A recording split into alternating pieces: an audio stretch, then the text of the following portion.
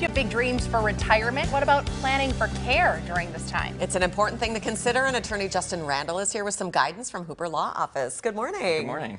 All right, let's talk about what people need to consider when it comes to this topic during retirement. Yeah, so when it comes to planning for long-term care, I think a lot of people look at cost first and foremost, which is something to obviously consider, but you also want to look at what types of amenities you might want if you're looking into a facility.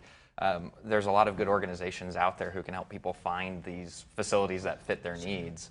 I always think of King, the Veterans Home, has a bowling alley and a pub, right? I mean, is that the kind of thing that you want at your facility? And it's important to think about those things. So then how much do people want to budget for this type of care? Yeah, you want to be able to privately pay, and if you can do it for about 2 years, you have a lot more say in where you are able to stay. A lot of these facilities are requiring that period of time before someone goes on to Medicaid, for example.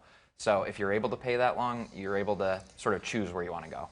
Well, when do programs like Medicaid come in, and how does this help with the cost of care or affect the cost of care? Yeah, so Medicaid comes in after someone is below a certain amount in assets, and that amount is going to vary depending on whether you're single or married, and the types of assets that you have as well, especially a married situation. So once the person receiving care is below that level of assets, then Medicaid can step in. Okay. How can your team help us plan for that scenario? Because there are people who have accumulated a lot of assets, a lot of land, properties in the family, and they maybe want those to go on to a different generation. Yeah, really the best thing I can say is the sooner somebody does that planning, the better. Medicaid has a 5-year look-back period, so when you're talking about making transfers or planning around protecting assets, it's important to do that as soon as possible, especially after retirement. I think is a really good kind of bar of entry.